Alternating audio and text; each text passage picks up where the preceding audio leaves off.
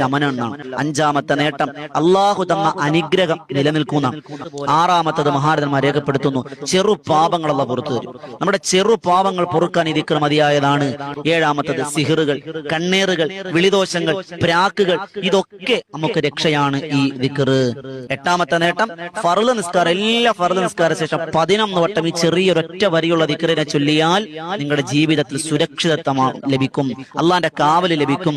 അതുപോലെ ഒമ്പതാമത്തെ നേട്ടം മഹാരഥന്മാർ രേഖപ്പെടുത്തുന്നു, വീട്ടിൽ നിന്നിറങ്ങുമ്പോൾ ഈ ദിക്ർ ഒരു വട്ടം പറഞ്ഞാൽ തിരിച്ചു വരുന്നത് വരെ നിങ്ങൾ അള്ളാഹു സംരക്ഷണത്തിലായിരിക്കുമെന്ന് നബിയുനാ റസൂലുള്ളാഹി സ്വല്ലല്ലാഹു അലൈഹി വസല്ലം. അതുപോലെ 10ാമത്തെ നേട്ടം മഹാരഥന്മാർ രേഖപ്പെടുത്തുന്നു, സ്വർഗ്ഗത്തിലെ നിധികളിൽപ്പെട്ടതാണെന്ന് നബിയുനാ റസൂലുള്ളാഹി സ്വല്ലല്ലാഹു അലൈഹി വസല്ലം. സുമ്മിൻ കുനൂസിൽ ജന്ന, സ്വർഗീയ നിധികളിൽപ്പെട്ടതാണ്. 12ാമത്തത് നമ്മുടെ ജീവിതത്തിന്റെ ഏറ്റവും വലിയ പ്രശ്നമാണ് ടെൻഷൻ മാറണോ? ഈ ദിക്ർ നിങ്ങൾ പതിവാക്കിക്കോ. മഞ്ഞുരുകുന്നത് പോലെ നിങ്ങളുടെ മാനസിക ഡിപ്രഷനുകൾ അള്ളാഹു മാറ്റി